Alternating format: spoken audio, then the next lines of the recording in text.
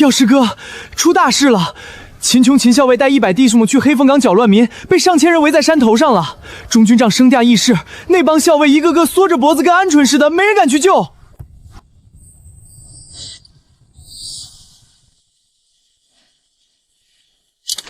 三面陡坡，只有正门通路，硬冲就是填人命。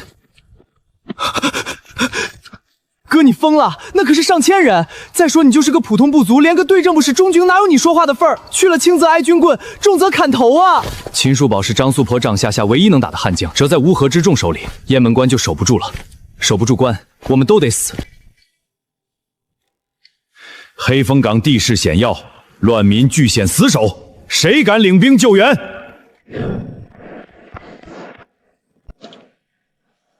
足无礼敬，愿往。大胆！军帐重地，岂容你一个小兵放肆？哪里来的毛头小子？一个步兵也敢妄谈领兵？怕不是想军功想疯了？你一个部族，无品无衔，凭什么敢说能救秦校尉？军中无戏言，若是大话，立斩不赦。黑风岗西侧是断崖，乱民都是临时凑起来的百姓，没打过仗，只会重兵把守正面大路。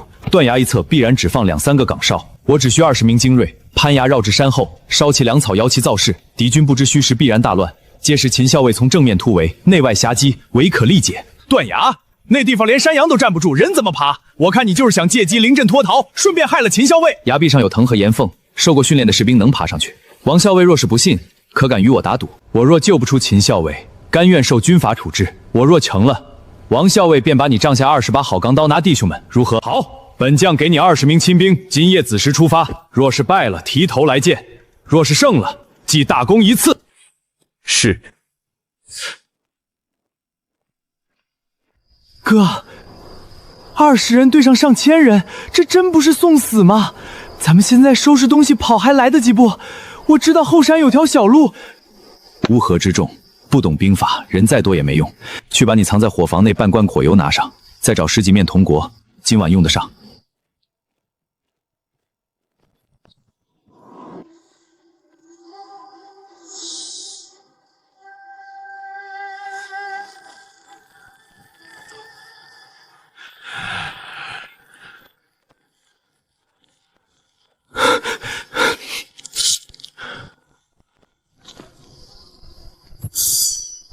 谁在里面？出来！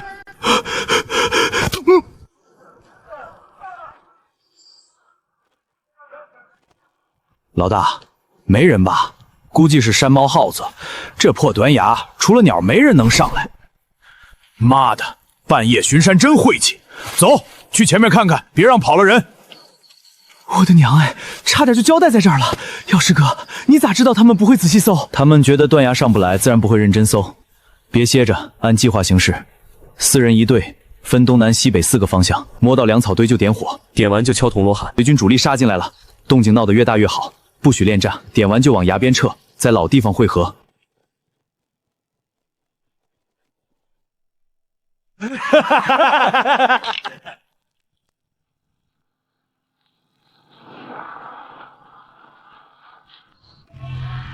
杀！杀！投降不杀！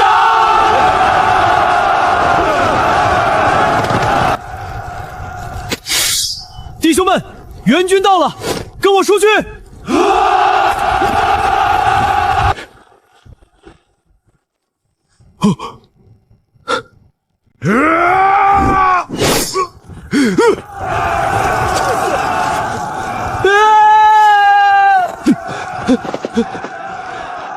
躲我身后。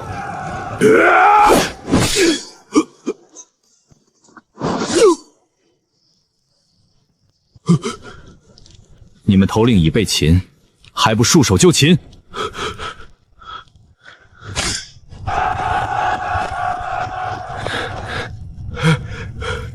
哈哈哈哈！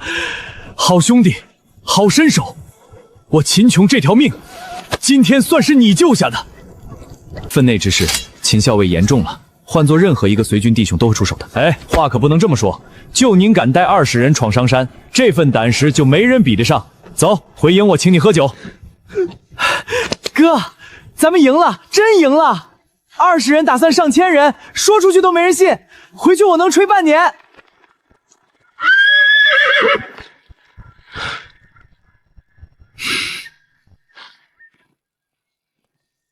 李靖，你擅自更改作战部署，私自带兵攀崖，可治罪。明明打了胜仗，怎么还要罚礼了？将军，李靖兄弟献计破敌，又击溃了上千乱民，功远大于过。末将愿以自身所有军功为他作保，还请将军从轻发落。秦校尉，军规就是军规，不能因为有功就破了规矩。今天他能私自带兵，明天就能擅自开营，长此以往，军纪何在？王校尉说得对，军规不可废。不过末造这里有一份大礼，想以此抵过，不知将军愿不愿看？将军，这是末将在黑风岭山谷中发现的铁矿石，品位极高。山谷之中藏着一条完整的矿脉，若能开矿炼铁，打造精良兵器，我雁门关守军战力至少能提升3成。好一个矿脉！李靖，你现矿有功，功过相抵，罚账20就免了，记功1次。即日起拨到秦校尉帐下听用，监管矿山探查之事。谢将军。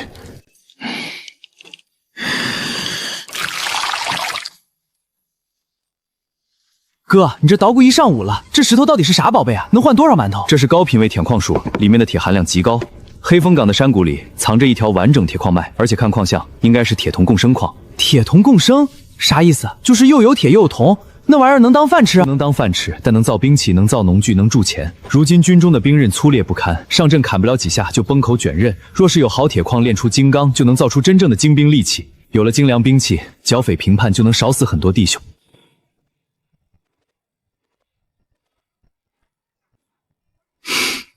一个小兵不好好练兵，整天捣鼓这些旁门左道的东西，难怪一辈子没出息。我看你就是想私藏矿石，偷偷出去卖钱。王校尉，军中公务，校尉也不能随意动吧？何况这是要献给将军的矿样，王校尉拿了，怕是不合适。别以为救了秦囚，献赛块破石头就能飞上枝头。这军营里还轮不到你一个小兵撒野，咱们走着瞧。什么人啊，分明就是嫉妒我们立了功，这家伙肯定没安好心。药师哥，你可得小心点儿。送去洛阳王世充处，许诺是若是王世充拿下雁门关，这条矿脉就当他的近身之礼。末将遵命。主将有令，命你部10日内修缮后山营寨，不得有误。这摆明了是刁难人，那后山营寨都荒废5、6年了，墙都塌了大半，10个人3天怎么可能修得完？肯定是那小人在主将面前进了谗言。哥，你怎么一点都不急啊？3天修完可是要挨40军棍的，那可是40军棍，能把人打残废。急什么？后山营寨离黑风岭山谷近，正好顺路去探矿脉。修缮营寨是假，探查矿脉是真。这差事对我们来说，反而是求之不得的好事。对啊，咱们正好借着修营寨的由头进山找矿。王踹这小子简直是给咱们送机会啊！他要是知道了，非得气吐血不可。王奎是主将的远房表弟，向来跋扈，心胸又狭隘，这次摆明了是故意整你。要不我去跟主将说说，给你多调点人手，再宽限几天。不必了，秦校尉，正好借这个机会进山，把矿脉的具体位置和规模探清楚。修缮营寨的事我自有分寸，不会逾期。王奎越是想整我，我就越要把事做好，让他无话可说。若是有难处，随时开口，我帐下的人随时都能调过来帮忙。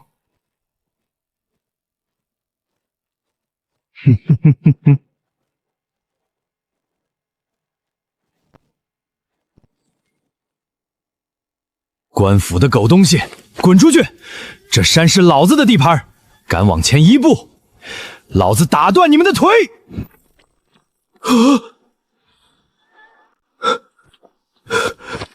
完了，真遇上山贼了！咱们就10个人，还都是弓背相的兵器都没有，打不过啊！哥，要不咱们撤吧？失敬。各位好汉，我们是随取工兵，来后山修缮废弃营寨，无意冒犯各位，借道而行，绝不打扰各位的生计，还请行个方便。方便？老子的山凭什么给你们行方便？官府的人没一个好东西，今天就让你们知道知道厉害！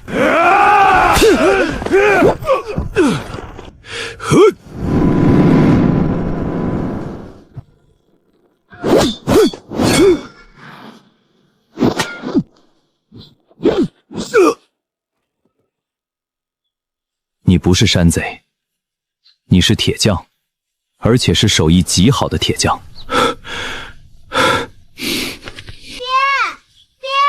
你在哪儿啊？娘让你回去吃饭。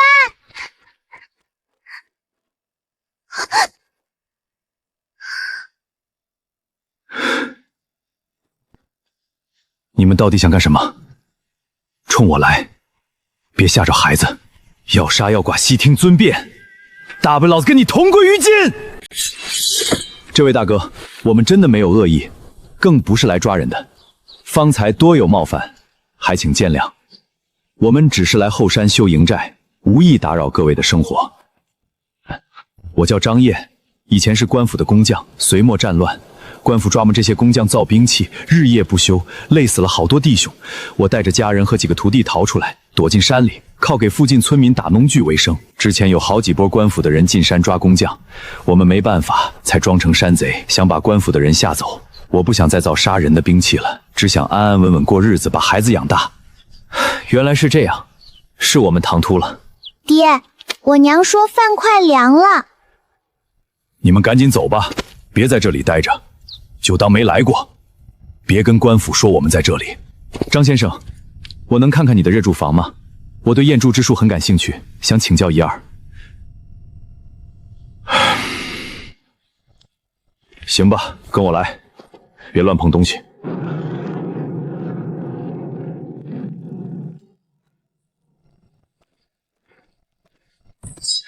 张先生的业铸之术堪称宗师级别，这淬火的火候还有锻打的次数都恰到好处。军中最好的工匠也未必有这个手艺。宗师又怎么样？还不是躲在山里当山贼？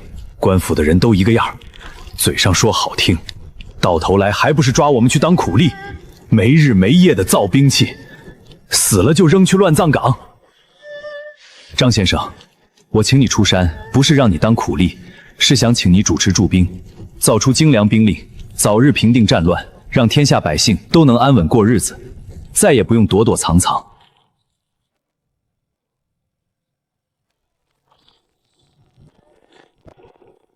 里面的山贼听着，你们已经被包围了，速速出来受降，否则格杀勿论！山贼匪首，当场格杀！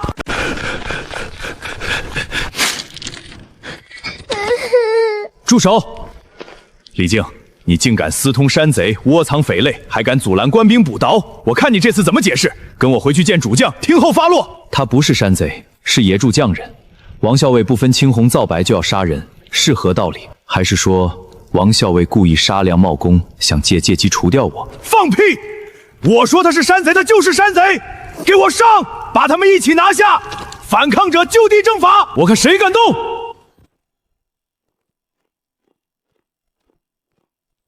王校尉，李靖是我帐下的人，这山谷里的匠人也是我请来的客人，你不经我同意就要拿人，是不是太不把我秦琼放在眼里了？还是说王校尉觉得你比我说话管用？咱们走着瞧！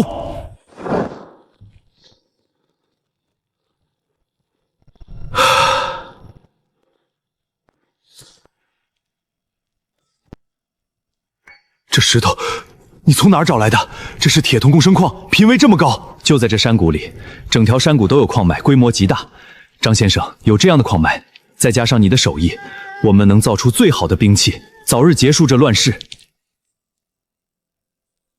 我可以跟你出山，但我有3个条件，少一个都不行。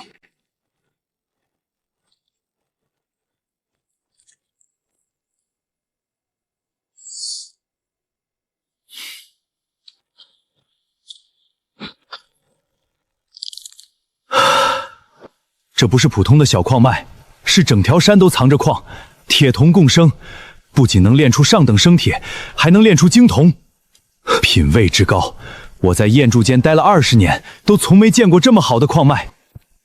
真的假的？那是不是能造好多兵器？咱们全军都能换上新刀，到时候是不是就能天天吃肉了？就知道吃，说的容易，开矿要人手，要木炭，要修夜炉，要建粉碎坊，还要懂技艺的工匠。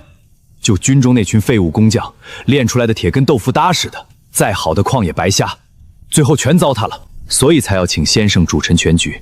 矿上的野贮之事，全凭先生做主，军中绝不插手。我们只出人手、粮草和钱财，先生要什么，我们就给什么，一切按先生的规矩来。我昨天说的3个条件，你可都记着。第一，矿上的严筑规矩全听我的，任何人不许瞎指挥，哪怕是主将来了也不行。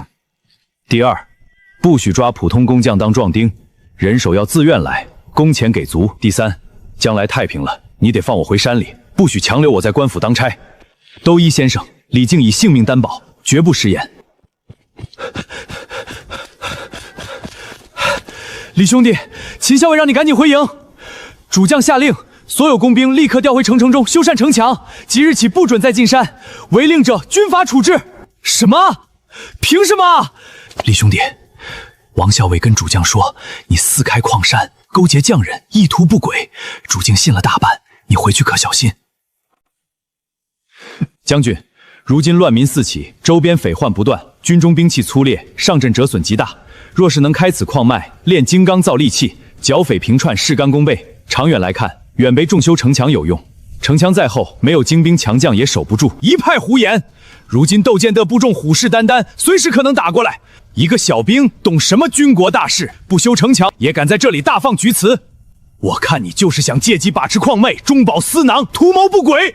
王校尉说话要讲证据，无凭无据就污蔑同僚，这就是王校尉的为官之道。你末将有一言，请主敬定夺。将军，李靖所言非虚，山中矿脉品质极佳，又有野贮宗师主持，若能铸成精兵利器，我军战力必能大增。末将愿以性命担保，开矿之事绝无差错，李靖也绝无不轨之心。将军，这是山中匠人打造的短刀，臣请当场一试。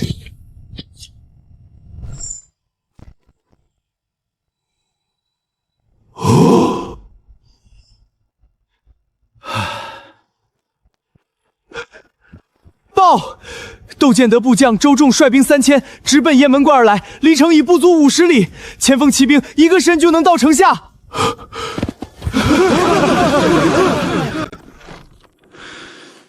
诸位有何退敌之策？速速到来！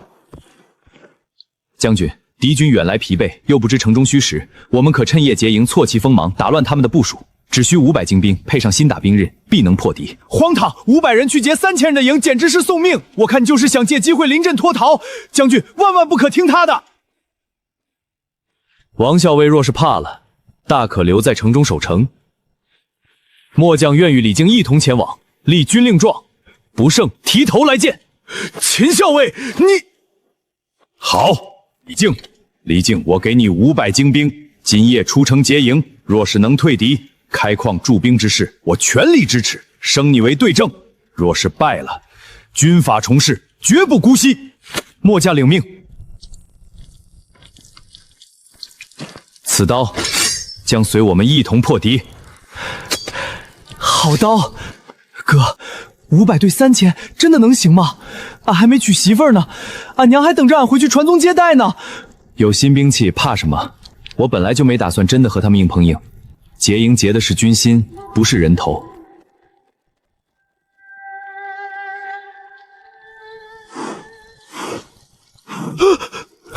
不好，消息泄露了，营中有内鬼，咱们赶紧撤吧，晚了就被包围了。泄露了正好，我本来就没打算真劫营。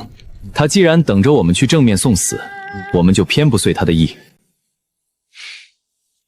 不劫营，那我们来干什么？总不能站在这里吹冷风吧？就是啊，哥。他既然提前得到消息，布好了口袋等我们钻，肯定把主力都放在了正面营门，后方的粮草营防守必然空虚。我们兵分2路，一路在正面造势，假装大军压境；一路绕去后方烧了他们的粮草。他想引我们进去，我们就给他造个大军包围的假象，让他自己先乱起来。记住，只造势不冲锋，等粮草起火，敌军必乱，我们再从侧翼冲杀，打他们一个措手不及。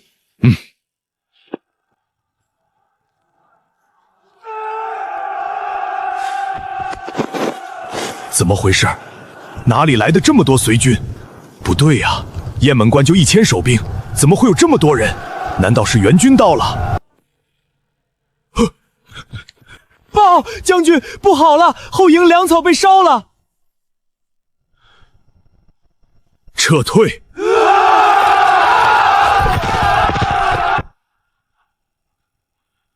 全军出击！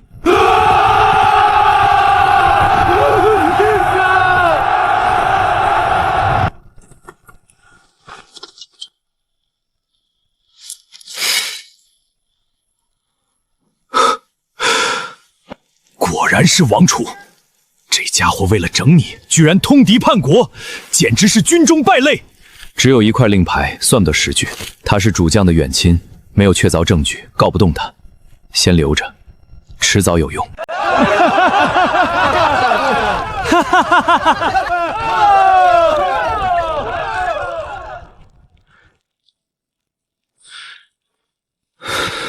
这个王奎简直是胆大包天，为了一己私炫，居然通敌叛国。这要是传出去，是要灭九族的大罪。不行，我明天去找主将，把证据摆出来，非要治他的罪不可。秦校尉，稍安勿躁。只有一块令牌，还是在敌军传令兵身上搜到的。王奎完全可以抵赖，说是令牌丢了，被敌军捡去了。他是主将的表弟，主将必然会偏袒他，到时候打草惊蛇反而不好。那怎么办？就这么放过他？这家伙差点害死我们所有人。当然不能就这么算了。当务之急是先把矿开起来，把兵甲练成。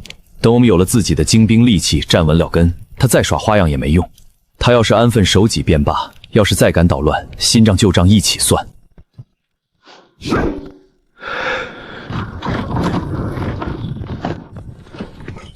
脑子比矿石还硬，教了3遍都学不会，不如回家种地去。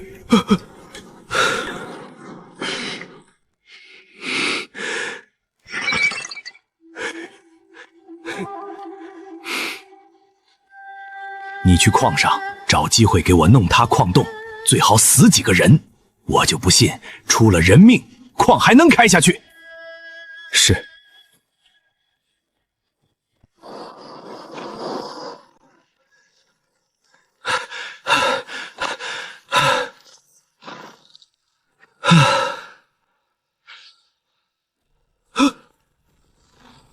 不好了，洞塌了！站了！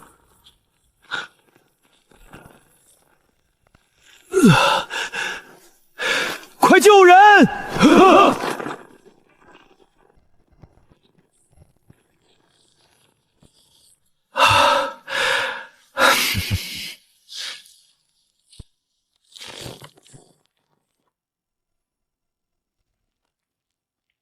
不对，这不是自然坍塌，这里的岩层很稳，我选的路线绝对安全，而且支撑木桩都是按我的要求打的，不可能塌。李靖，你不懂采矿就别瞎指挥。现在弄塌了矿洞，伤了士兵，你就是草菅人命！立刻上报主将，就说李靖私开矿山，酿成事故，死伤士兵。本校尉下令，即刻关停矿场，所有人撤回城中，听候处置。明明是有人故意口坏，凭什么关矿场？凭什么？就凭我是校尉。再敢多嘴，连你一起治罪！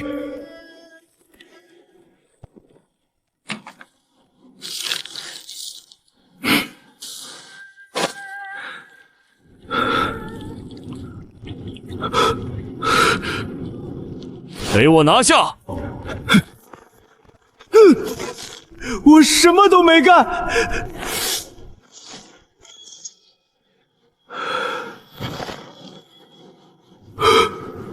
说，是谁指使你们干的？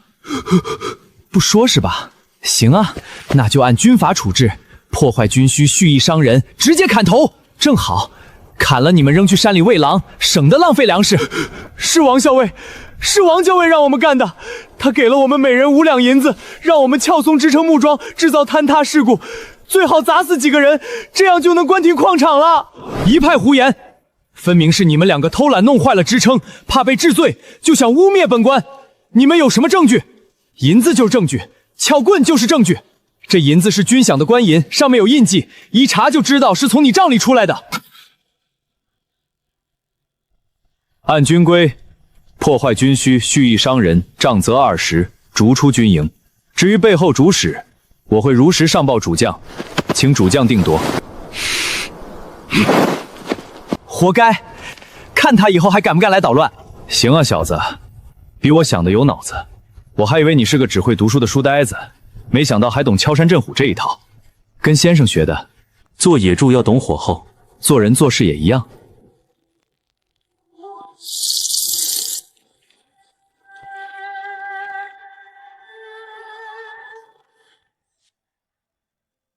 主公，这是黑风岗矿脉的地图，末将还有办法毁掉李靖的驻兵计划。好！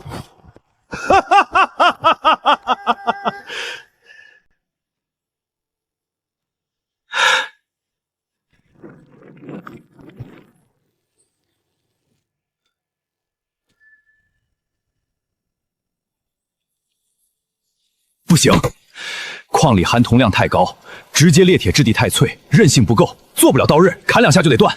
铜多了不好吗？铜也挺值钱的，不能混在一起用吗？混在一起不是又硬又结实？你懂个屁！铜铁混在一起打刀，就像面里掺沙子，看着成型了，一用就碎，脆得跟瓦片似的。你上战场想用这种一碰就断的刀，怕是敌人没死，你先死了。既然是铁铜共生，那就先分炼，先把铜提炼出来，再用提炼后的铁矿炼铁。炼出来的铜也不浪费，可以做弩机、铠甲配件，还能铸钱，正好用得上。你还懂分炼之术？早年在家看过前朝的《夜珠要录》，懂些皮毛，具体记忆还要靠先生。我记得书上说，分炼关在炉温，铜的熔点比铁低，控制好温度，先融化的就是铜。不知道是不是这个道理？算你有点见识。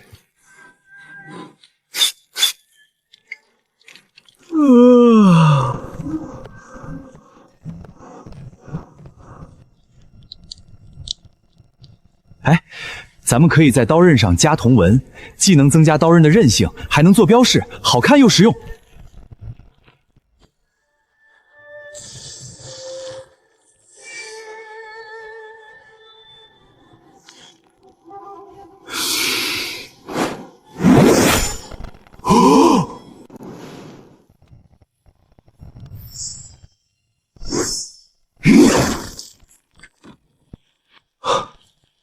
好刀，比我现在用的佩刀好10倍都不止。上阵杀敌有这样的兵器，战力至少能提3成。这铜纹一加，韧性果然好了不少，刚中带柔，太妙了。我的天，这也太锋利了！要是咱们全军都配上这种刀，以后打仗岂不是所向披靡？看谁还敢来犯我雁门关！这种刀打造工序复杂，耗时耗料，全军配备不可能，至少短期内不行。先打造100把，从军中选100名精锐士卒，组一支突击小队，专门负责冲阵破敌、袭营斩将，作为军中尖刀。这个主意好，就叫陌刀队如何？取至阳至刚，破阵斩将之意，听着就有气势。好，就叫陌刀队。秦校尉，陌刀队的训练还要劳烦你主持。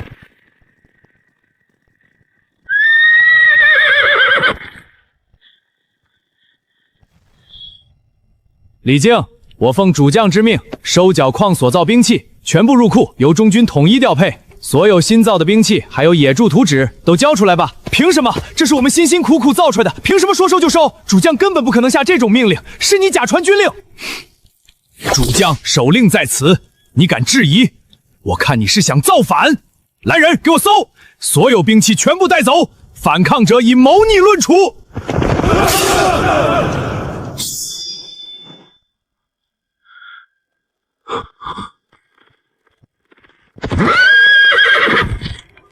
秦王令到，所有人听旨。秦王令，照李靖、秦琼所部，即刻启程前往太原听用。黑风矿场日驻工坊及所有工匠、器具、矿石，全数随行前往太原，由秦王指鼓，任何人不得阻拦。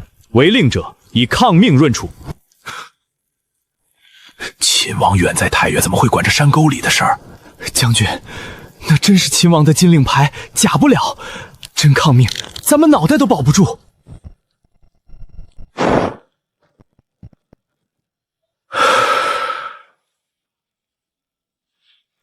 好，秦王殿下居然知道咱们这点人马，真是意外之喜。哥，咱们这算不算是熬出头了？去了太原，总不用再受王航这小人的气了吧？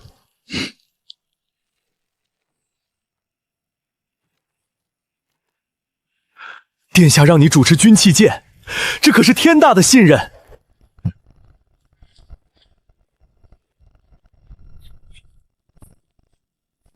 看你这样子是要去太原当官了，我就不去了，山里自在。官府里规矩多，今天这个查，明天那个问，打个铁都不痛快。太原府库有前朝留存的100斤金刚料，官营野方100余工匠，矿石粮草管够。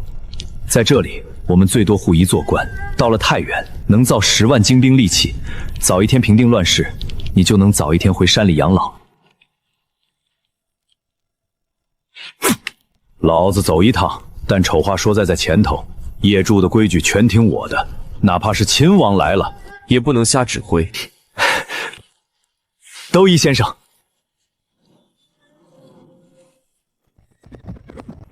李参军，谷口有伏兵约300人，是王世充的旗号，领兵的正是王过。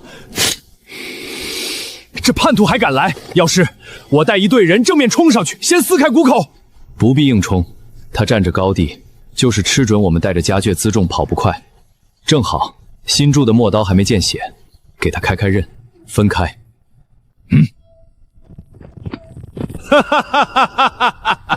李靖，你也有今天，今天就是你的死期！放箭！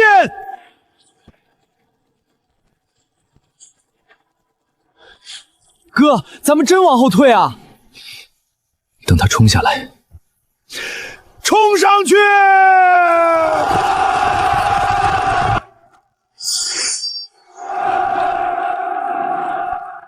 杀！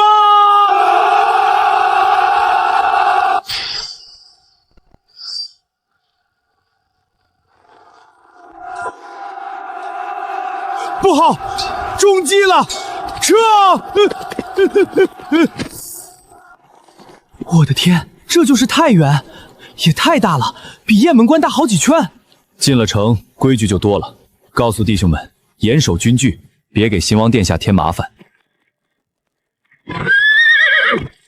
李参军、秦校尉，秦王殿下已在大营教场设下仪仗，亲自等候2位。好，走，咱们别让殿下久等。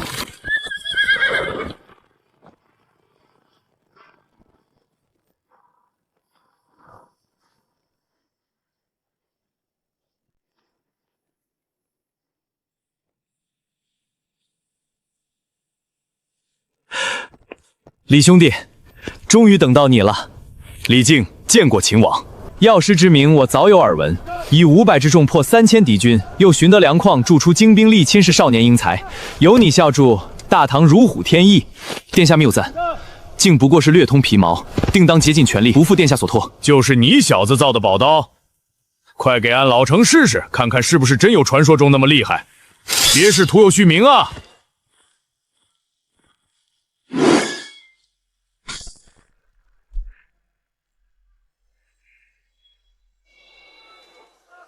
好刀，真他娘的好刀，比俺的宣花斧还趁手。怎么都是这种劣质铁矿打造的兵器？李参军，好铁矿太少了，如今四处征战，铁矿稀缺，能有铁用就不错了。很多兵器都是回收旧铁重铸的，质量自然好不了，实在是没办法。要是这种劣质铁矿能炼出金刚吗？要是能的话，可就解决了咱们的大难题。可以试试改良灌钢法，说不定能化腐朽为神奇，用劣铁炼出金刚。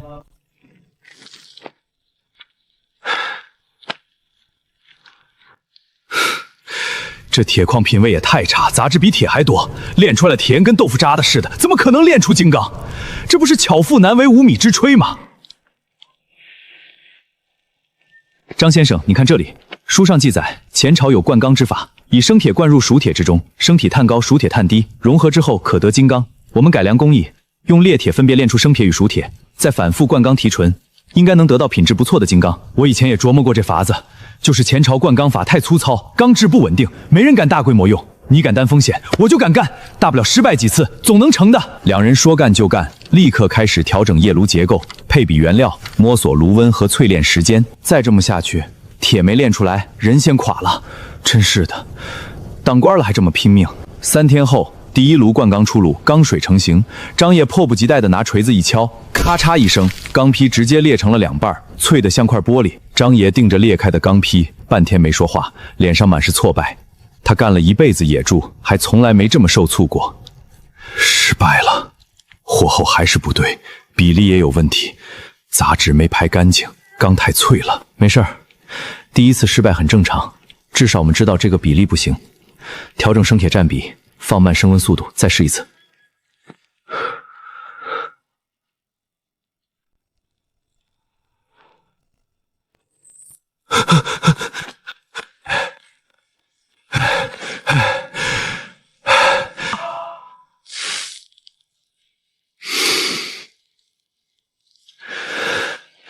是石灰粉掺进铁矿里，炼出来的钢必然淬炼。我说怎么次次配方火候都对，结果却次次偏差。哪个挨千刀的干的？敢在老子的工坊里耍阴招，被我抓到非打断他的腿不可！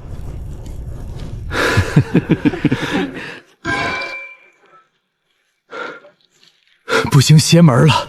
明明都调整好了，怎么还是不行？要不就算了吧。别白费力气了，不能算了。越是有人想让我们失败，我们就越要成功。你看这几块钢的端面，杂质分布不均，明显是人为掺了东西，内鬼就在工坊里。失败怕啥？失败了就接着试。俺去跟秦王说，铁矿管够，钱也管够，我就不信裂不出好钢。你们尽管试，出了事儿俺老程担着。谁再敢乱嚼舌根，俺拧掉他的脑袋！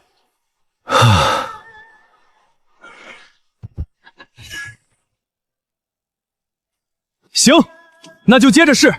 我就不信了，我张牙一辈子打铁，还搞不定这点破铁矿。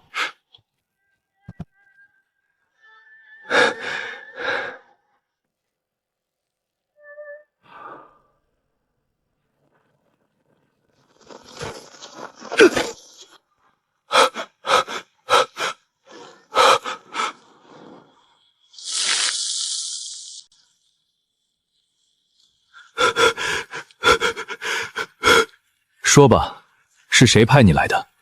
为什么要破坏驻兵？还嘴硬！再不说，现在就砍了你扔去喂狗！是王奎王偏将让我干的，他投奔了王世充，让我潜伏在军器舰，想办法拖延驻兵进度。他说等王世充打下太原，就给我大官做。王区还说他在城里还有同伙，让我听他们的指挥。具体是谁，我也不知道，都是单线联系。王奎这阴魂不散的小人，都跑了还不安生。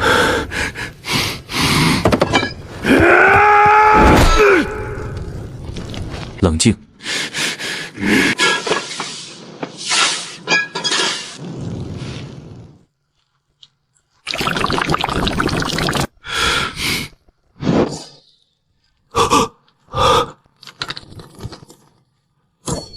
成了，真成了！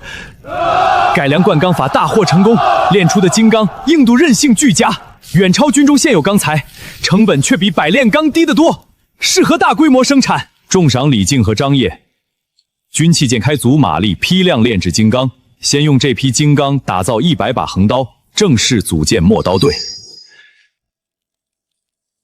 放出消息，说灌钢法失败了，炼出来的钢根本不能用，麻痹王世充和突厥。遵命。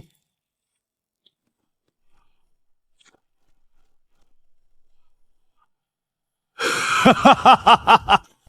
我就说唐军不过如此，李靖徒有虚名罢了。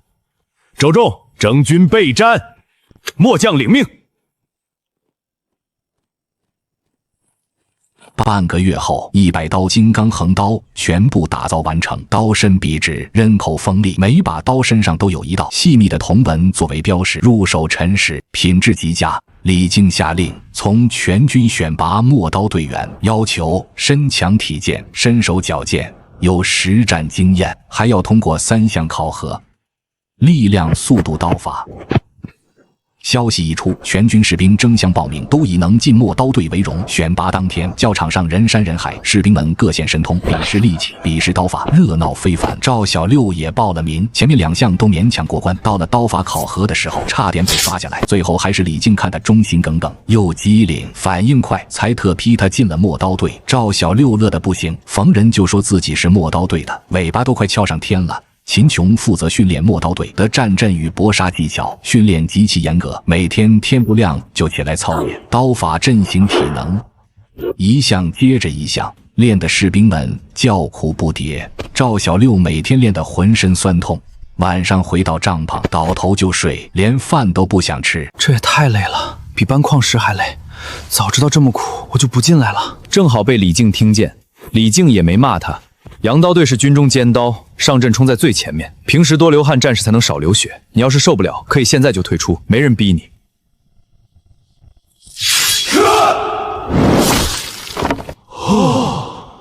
厉害是厉害，就是不知道实战行不行，光练花架子可没用。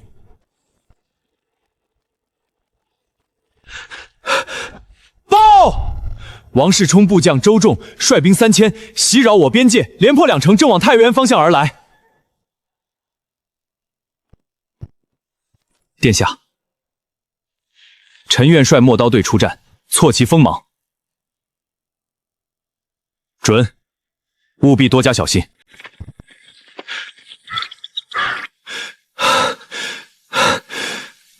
哥，就咱们100多人，守得住吗？这城墙纸糊的似的，一推就倒。守不住也要守，而且我没打算守城。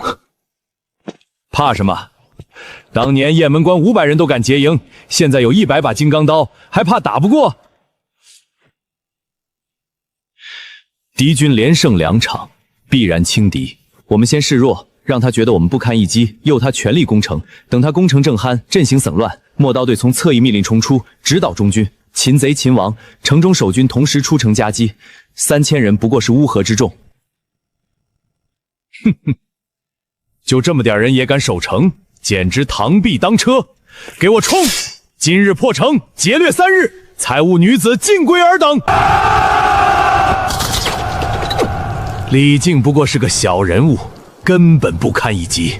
等破了城，我定要抓他碎尸万段！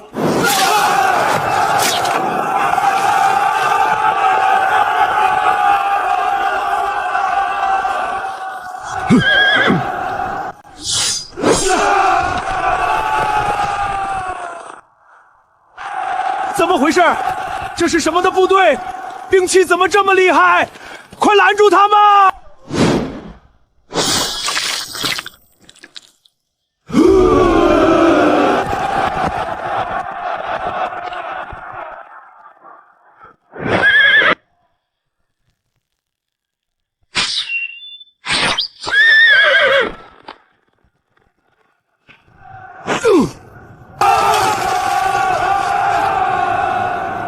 你这个叛徒，往哪儿跑？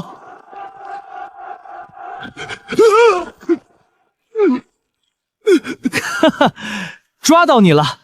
看你还往哪儿跑！我是被胁迫的，我说我是被胁迫的。安插内鬼，破坏驻兵，通敌泄密，害死士兵，勾结敌军，劫掠县城。也是被胁迫的。将军，我招。重赏陌刀队，升李靖为秦王府参军，专门负责督造兵器，训练精锐，军器间大小事务全由他做主。行啊，小子，这么快就当官了，以后可别忘了，这钢还是老子帮你练出来的，自然忘不了先生的功劳。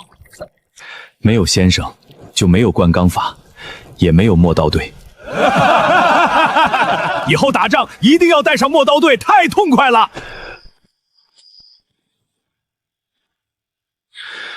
要是仗打赢了，怎么还愁眉苦脸的？王世充只是借险之单，突厥才是心腹大患。突厥骑兵来去如风，屡次南下劫掠，百姓苦不堪言。陌刀队是步兵，对付步兵尚可，对付骑兵就力不从心了。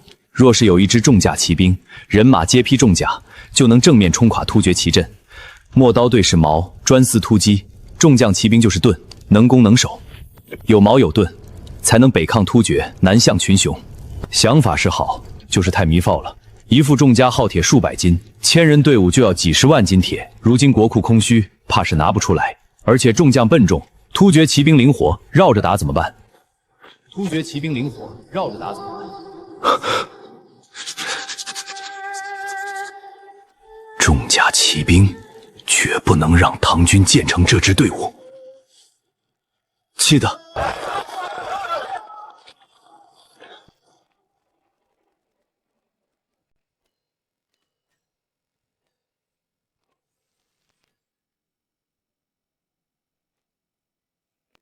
这怎么治？皮铁合制，行，你这思路行。胸甲背甲用双层金刚护住要害，肩甲、裙甲、腿甲用薄铁片叠带在皮上，减重减防护，总重控制在50斤以内，配上战马完全跑得动。马铠也这么干，只护马头、马颈、马胸，两侧又厚牛皮，既防冲锋又不耽误跑。你看，此处若改为弧形，受力会更均匀。没错，而且这里的皮索固定点需要加强。孙德那家伙故意找茬，金刚扣着不给，全给些破熟铁，这铠甲怎么造？明摆着故意拖后腿。先生稍安勿躁，他不给，我们就自己想办法。先用地道的熟铁打样品，工艺定型了再说。他越是阻拦，越说明我们这条道走对了。众将军都说说，这突厥该如何应对？组建重甲骑兵。太糜费了，一副重甲耗铁数百斤，有这些铁能造几千把横刀。如今四处征战，国库空虚，绝不能这么糟蹋钱粮。突厥骑兵灵活运捷，重甲骑兵奔住，追不上跑不动，就是活靶子。前朝也见过重甲骑兵，根本不好用。末将也觉得不妥，突厥擅长骑射，重甲挡得住刀，也挡不住箭射甲片缝隙，白白耗费钱粮，得不偿失。怎么没用？当年北周的重甲骑兵冲阵，谁挡得住？俺老程就觉得好，真要是有了重甲骑兵，冲着手谁能拦得住？你们就是胆小，舍不得花钱。要是你有把握，重甲骑兵真能对付突厥，臣愿立军令状，半年内重甲骑兵成军。若是不能破突厥骑阵，臣愿受军法处置。这支骑兵，臣想命名为玄甲军，黑甲如墨，所向披靡。准。我给你人力物力，给你半年时间。半年之后，我要看到一支能征善战的玄甲军。孙德，军器件材料优先供应玄甲军，谁敢掣肘，军法处置。要是军中藏着突厥细作，职位不低，你组建玄甲军事关重大，务必多加小心。人手物料我给你最大权限，有事直接向我禀报。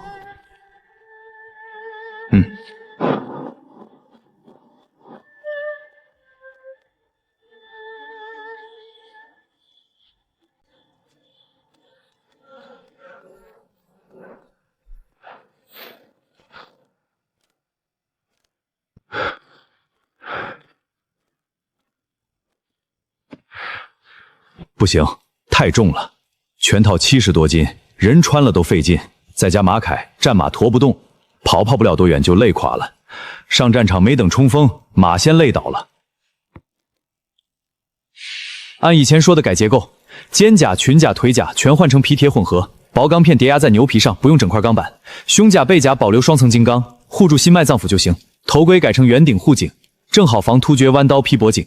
圆弧顶还能划开箭矢。你这脑子怎么长的？比我们打了一辈子铁的还懂甲胄。改完至少减20斤，防护力掉不了多少。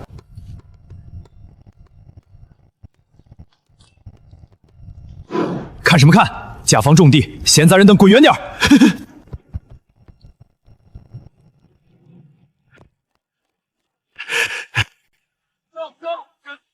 哈哈，这新甲就是合身。哦，哎呦，这甲太重了。程将军，我都说了，这是骑兵铠甲，得配马穿。你步战当然沉，普通人都穿不动，更别说你这么大块头，重心都不稳。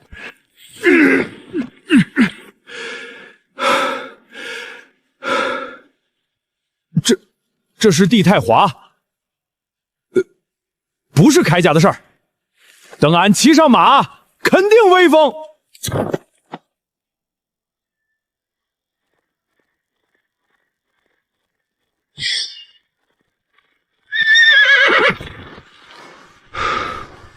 启禀将军，铠甲穿着稳，重心合适，不影响动作，比普通铠甲还顺手。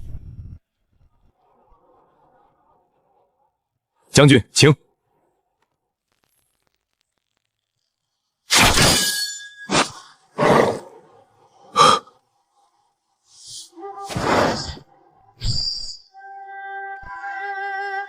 哈哈哈！好一副玄甲，就按这个制式批量打造。张掖，你立了大功，立刻开足马力，日夜赶工打造玄甲。放火！放火！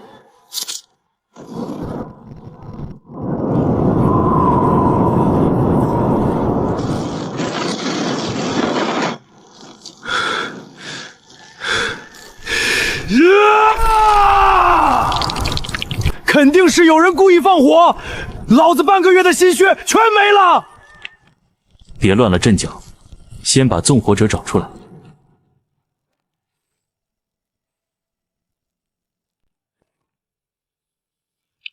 是军中火油，普通人家根本没有。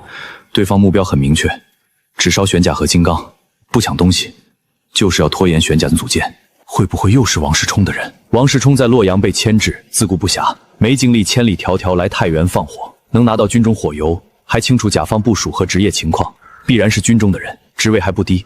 最不希望我们有重甲骑兵的是突厥。李参军，都是末将失职，没做好安防。末将已经下令全城搜查，一定把纵火犯抓出来。依末将看，说不定是王世才干的。孙先生不必自责。对方处心积虑，防不胜防。不知昨夜甲坊当值的守卫是谁安排的？是末将安排的亲兵。他们说听见动静赶过去时，火已烧起来了，歹人早跑了。末将已经罚了他们军棍。先回去吧。他嫌疑最大，提议建玄甲军，他第一个反对。甲方失火，他恰好安排守卫，还故意往王世充身上引。太巧了，但没有证据。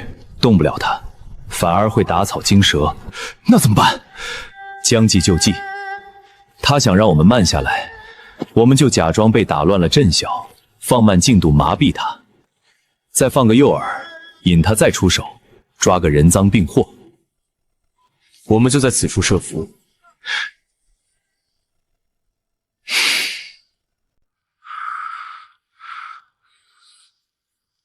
看这里。这条路两边都是树林，是去武库的必经之路，最适合埋伏。我们就在这里设伏，等细节带人来劫。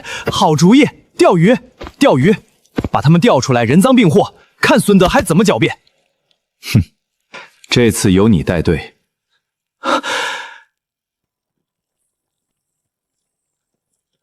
哦，烧了铠甲，有刺客！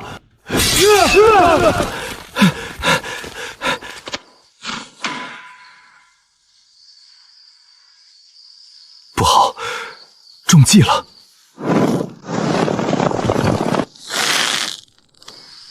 完了！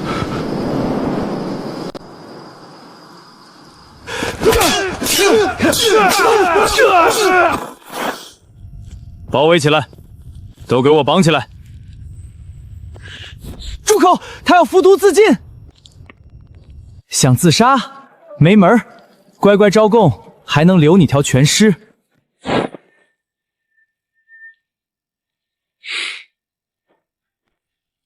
你不用说也没关系，我们已经知道内应是孙德，他都招了，把所有事儿推在你们身上，说是你们逼他的。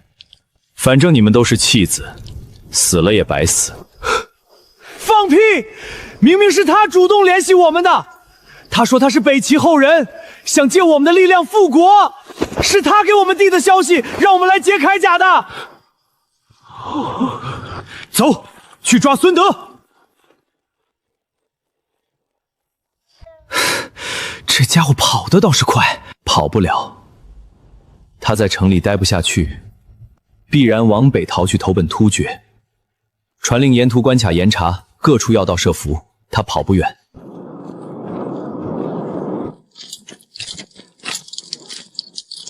我确实是北齐后人，潜伏在唐军里10几年，一直暗中给突厥传递消息，想借突厥的力量复国。甲方纵火劫铠甲，都是我策划的。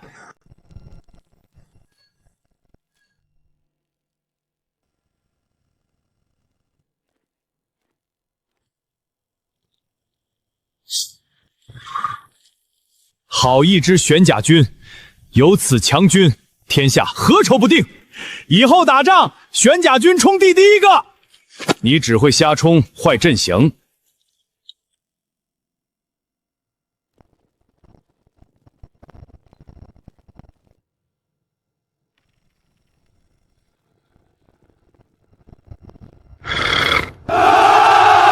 元帅，末将请战，定将这厮斩于马下。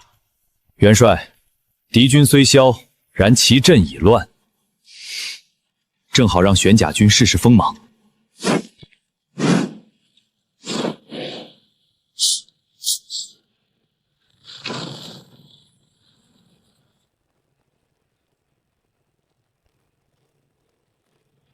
战鼓雷响，号角长鸣。玄甲军分成左右2队，从2侧包抄冲锋，马蹄声震得大地都在颤抖。全军突进，勿让一人漏网。黑色的甲胄在阳光下泛着冷光，如同2道黑色的剑，瞬间扎进敌军骑兵阵中。王世充的骑兵是他的精锐江淮锐气，向来骄横，根本没把唐军骑兵放在眼，举着马槊就迎了上来。可当双方兵器相撞的瞬间，他们自己的刀砍在玄甲上，只留下一道白痕，根本砍不透，而玄甲军就能轻易刺穿他们的铠甲。玄甲军阵型严密，进退有序，如同黑色的洪流。秦琼一马当先，手持长枪，所向披靡，在敌军阵中来回冲杀，反复凿阵。敌军骑兵根本挡不住，阵型瞬间被冲得708，溃不成。挡我者死！不到1个时辰，敌军骑兵全线崩溃，死伤惨重。降者不杀，剩下的纷纷气馁投降。唐军大获全胜，玄甲军一战成名。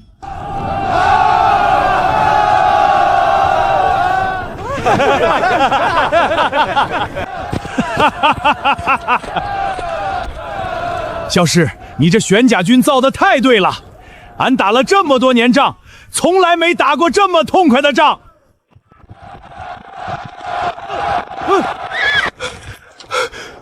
报！突厥趁我军主力南下，竭力可汗亲率上万骑兵直逼太原，太原守军不足，情况危急。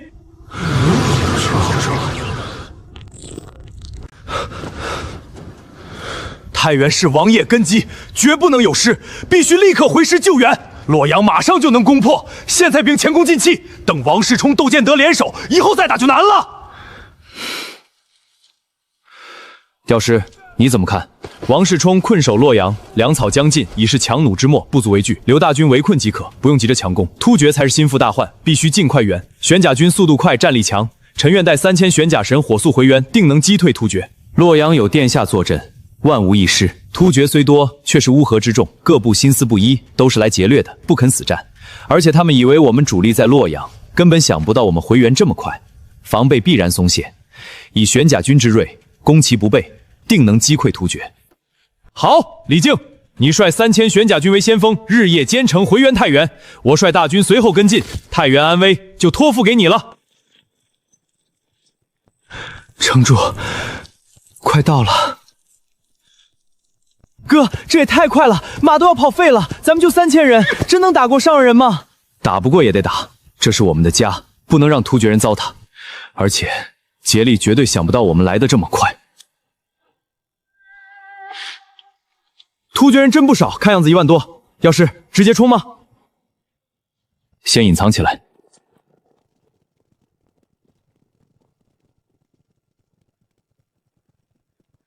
竭力以为我们主力在洛阳，根本想不到我们来的这么快，防备已然松懈。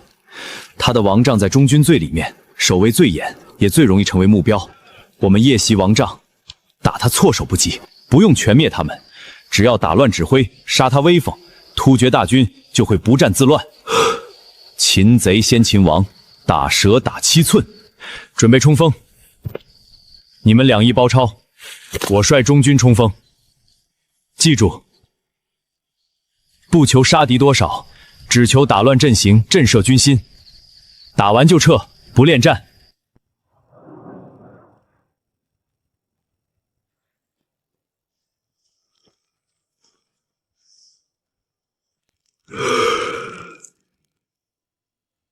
射！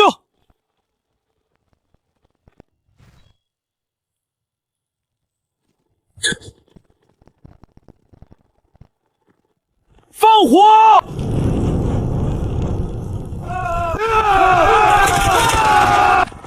全军突击！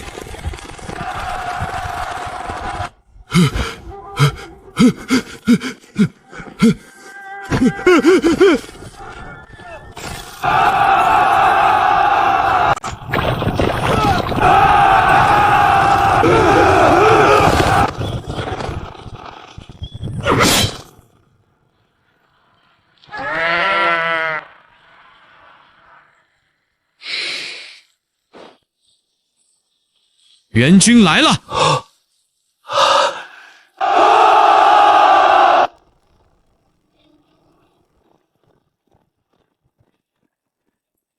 没想到援军来得这么快，还以为太原守不住了，都准备以身殉城了。教师真乃大唐之福，有你镇守北疆，大唐无忧矣。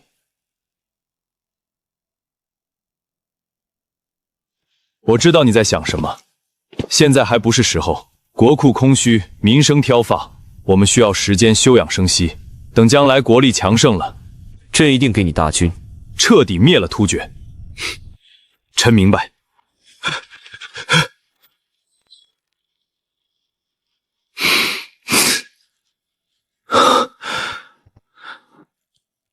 药师，你说太子和亲王最后谁能赢？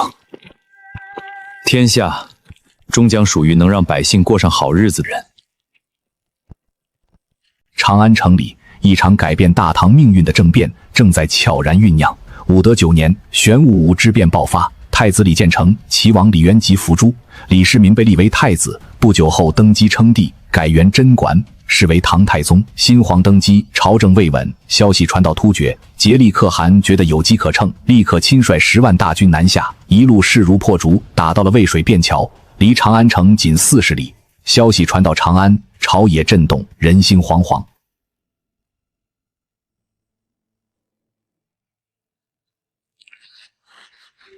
陛下，如今国库空虚，各道援军尚在路上，长安守军不足3万，10万突厥骑兵兵临城下，实在不宜硬拼。迁都襄阳，暂避锋芒，日后再图反击不迟。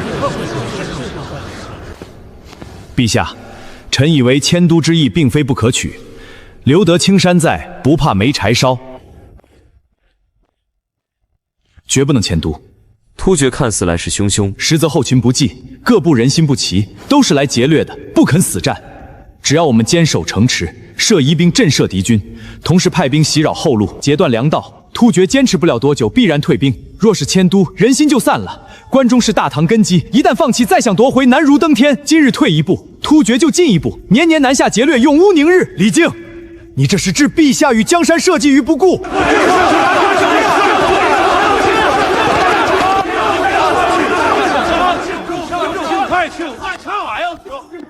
闭嘴！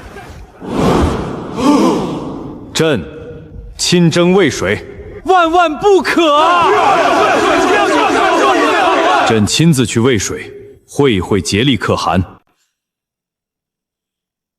大唐天子，10万铁弦兵临城下，你若识相，便割让河西之地，年年进贡金帛，我即刻退兵；否则今日便踏平长安。竭力，朕与你曾歃血为盟，约定互不侵犯。你背弃盟约，兴兵犯境，杀我边民，掠我财货，天理难容。朕今日亲来，便是问你，是要即刻退兵重修旧号，还是要与我大唐决一死战？可汗，唐军主力4道齐，我军孤军深入，粮草不济，真打起来未必能赢，不如先议和，拿了金帛退兵，日后做打算。大唐天子既有意修好，我突厥也不愿多造杀孽，只要大唐赐金帛万匹，开放边境互市，放回突厥俘虏，我便率大军北还，日后永不犯境。朕准了，今日便在便桥之上斩白马立盟，重定合约。若你再敢背盟，朕必亲率大军踏平你突厥王庭。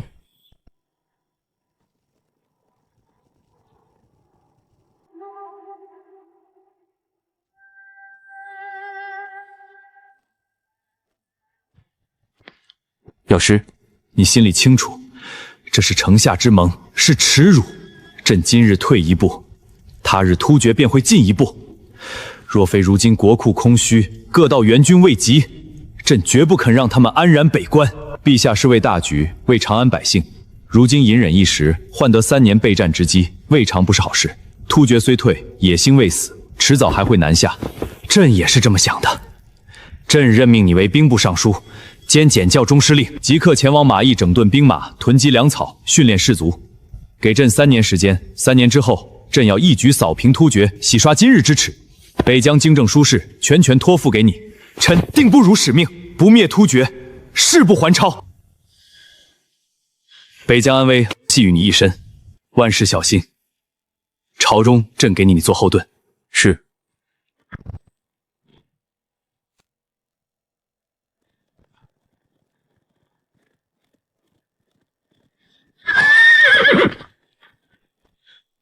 李尚书，急报！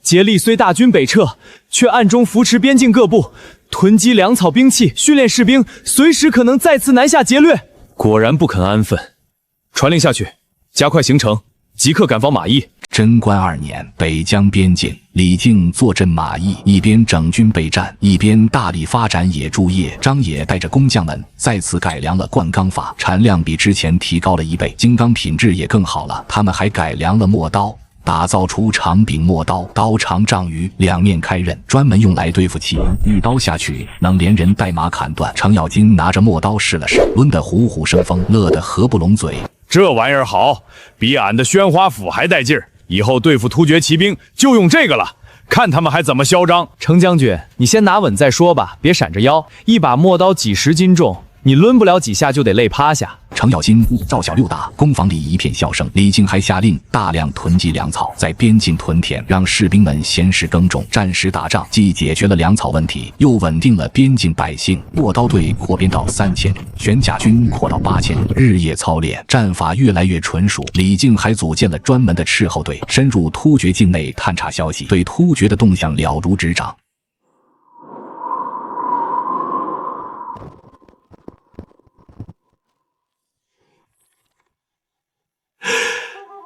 突厥遭了血灾，正是虚弱的时候。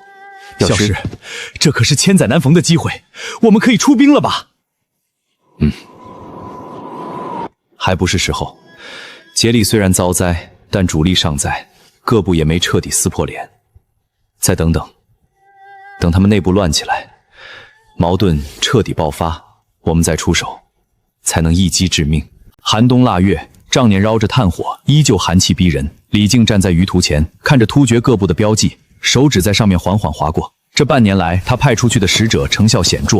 突厥的突利可汗本来就和竭力不和，两人争权夺利很久了。这次血灾，竭力又抢了他的粮草，新仇恨加在一起，突利早就心生反意。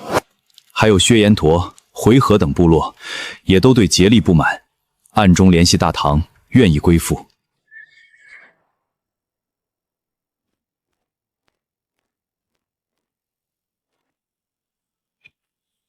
太好了，有秃利做内应，打竭力就容易多了，里应外合，定能一战功成。回去告诉秃利，归降大唐欢迎，但此事要保密，等大军出动再起兵响应，朝廷不会亏待他。药师，现在有内应又赶上雪灾，突厥虚弱，赶紧出兵吧，再等雪化了就没机会了。秃利可以用，但不能全信，他是为了自己的利益反竭力，不是真心归顺，不能把希望都放在内应身上。万一他临阵倒戈，我们就危险了。不过战机确实到了，传令各路兵马向马邑集结，做好出征准备，派人加急送奏表去长安，请陛下定夺出兵之事。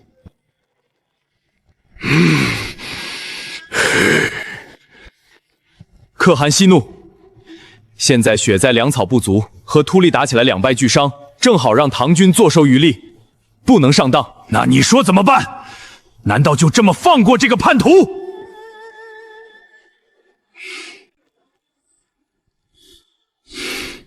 秃利这个叛徒，竟敢勾结大唐背叛我！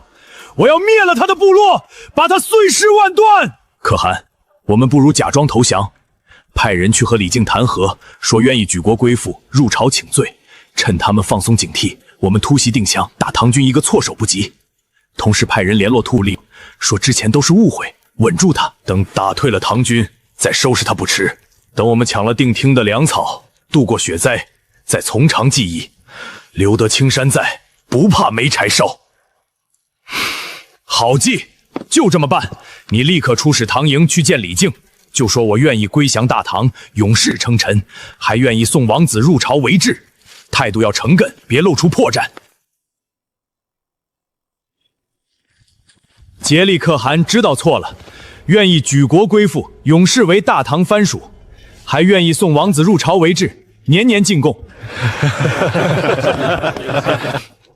竭力骄横了一辈子，怎么可能轻易投降？这是诈降！他想借议和麻痹我们，趁机突袭定襄，还想拖延时间，等雪化了好跑路。你的意思是，趁他们以为我们答应议和，防备松懈，主动出击，直奔定仓，奔袭王帐？正是。竭力以为我们会信他的鬼话，必然放松警惕，主力都调去准备突袭定昌，王帐防守空虚，这是千载难逢的机会。我们直接恩袭他的王帐，打他个措手不及。总管，这样会不会太冒险？我们若是主动出击，等于被蒙，朝廷那边会不会怪罪？而且奔袭定襄，孤军深入，万一有埋伏怎么办？将在外，君命有所不受。只要能灭了突厥，这点罪名我担着。此战若胜，北疆可保数十年太平；若是错过机会，将来再想灭突厥，难如登天。传令下去，人带20天干粮，马千烹连夜出发，路上遇突厥游骑全部俘虏，不准走漏一个消息。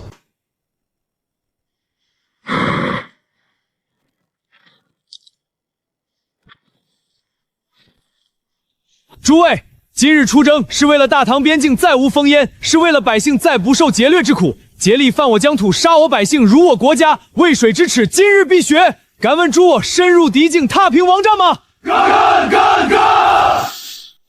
出发！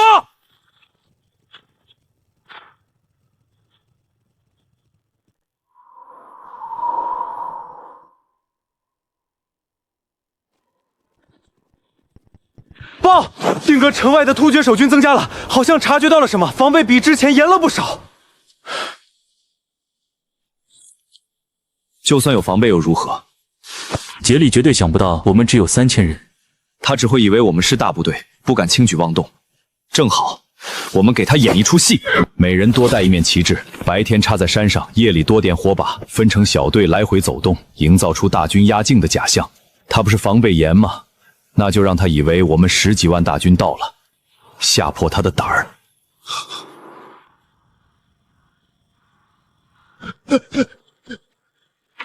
可汗，不好了！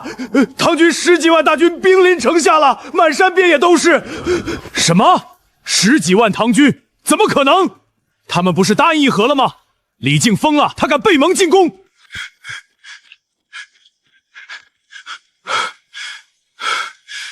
不对，不对，不对！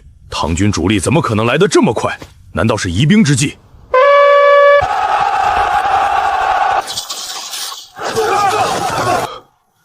行，定枪守不住了，传令下去，收拾东西，往铁山方向撤。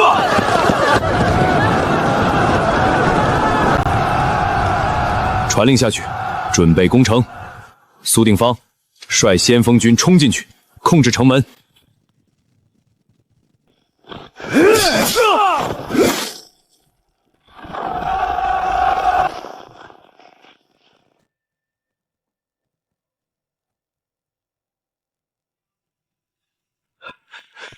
我的天，杰利这老小子也太有钱了，这么多好东西都不要了，跑得也太急了吧！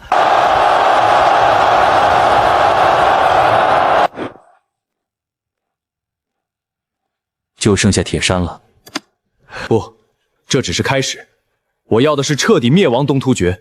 泽利现在是惊弓之鸟，人心涣散，看似人多，实则不堪一击。如果现在停下给他喘息的机会，他收拢残部，联络其他部落，很快就会缓过来。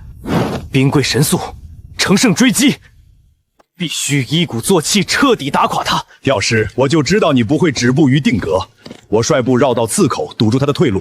你从正面追击，咱们前后夹击，让吉利插翅难飞。吉利又派使者来了，杰利可汗愿意真心投降，还要亲自去长安请罪，请唐军不要再打了。又是假降，杰利还真是不死心。传令下去，清理战场，安抚百姓。另外，让斥候立刻探查戒利的去向，他跑不远。要是唐敏去了铁山，我们要是出兵，他岂不是很危险？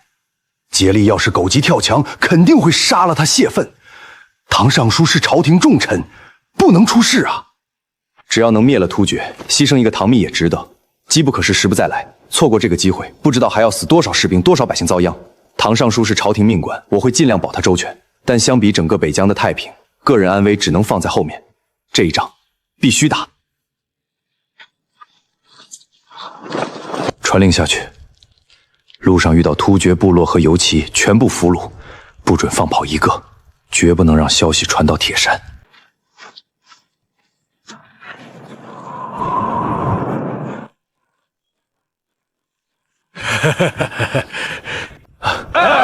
我是真心归降，过几天就跟着入朝请罪。好。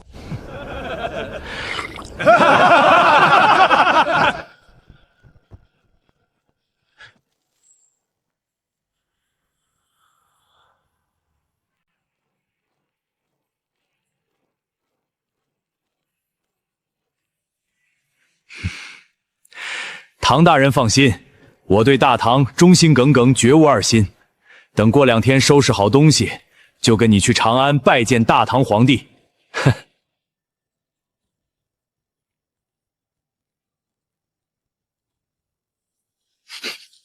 传令下去，准备冲锋，雾散那一刻经过。外面怎么回事？可汗，不好了，唐军杀过来了，已经到营门口了。什么？不可能！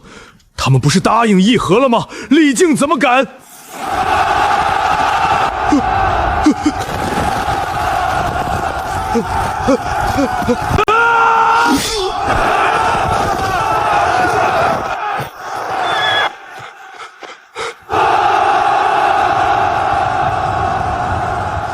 李靖，你背信弃义！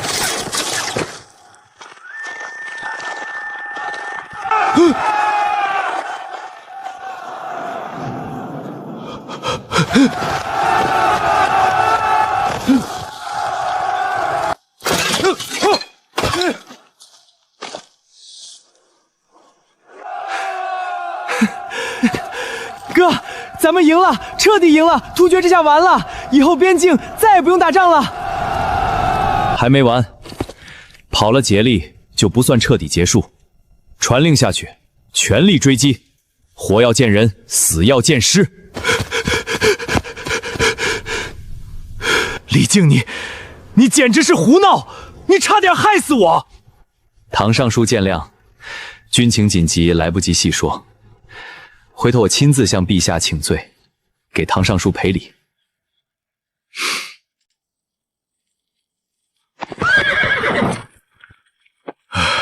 等到了邙北，我们重整旗鼓，来年再杀回来。这笔账，我迟早要跟李靖算。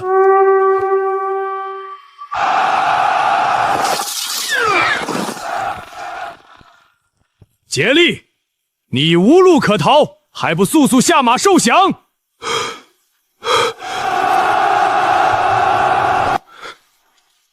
冲！给我冲出去！几番冲杀下来，突厥兵死伤惨重，剩下的也纷纷怯怯投降。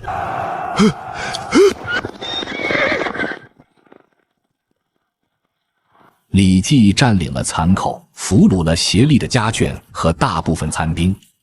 他和李靖会合后，两人一合计，决定派人继续追击，绝不能让协力逃掉。苏定方主动请缨，带着一队精锐骑兵，沿着协力逃跑的方向追了过去。协力在山里东躲西藏，身边的人越来越少，粮草也没了，狼狈不堪。他躲在一个山谷里，又饿又冷，再也没了往日可汗的威风。这天，他的亲兵出去找吃的，被唐军斥候发现了。苏定方立刻带人围了上去，轻轻松松就把协力升级。竭力可汗，你屡次犯我边境，杀我百姓，今日被擒，可有怨言？成王败寇，我无话可说，只恨我当初没听劝，小看了你李靖。东突厥灭亡的消息传遍天下，各部族震惊，纷纷遣使归降，故称李世民为天可汗。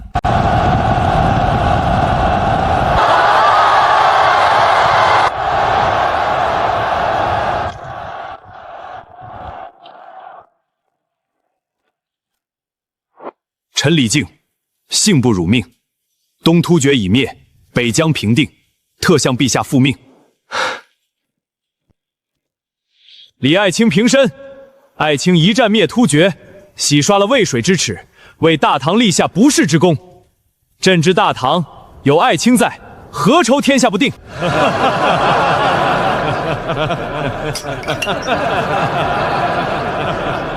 封李靖为代国公，10亿3千户。李爱卿，此乃朕对你的封赏。好你个药师，立下这等大功，该当大唐第一战神。当年汉纣被困白登，至死都没能报仇，如今我儿灭了突厥，真是太好了。我没选错继承人啊！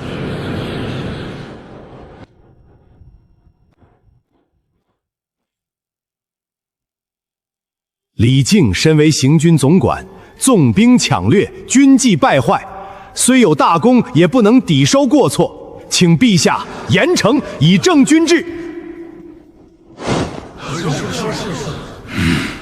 放屁！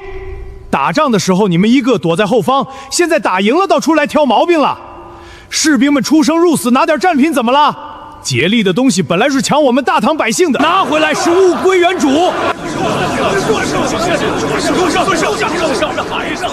这是有人嫉妒李靖的功劳，故意找事，但也知道功高盖主，确实需要敲打一下。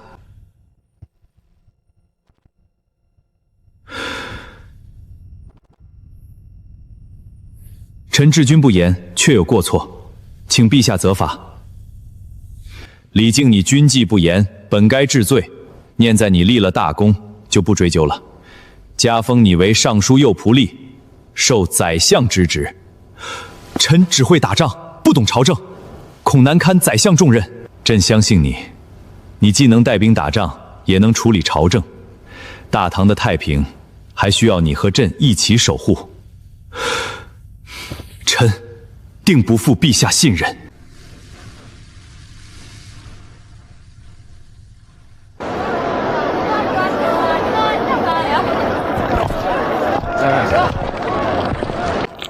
哥，你看现在多好啊，再也不用打仗了，老百姓都能过上好日子了。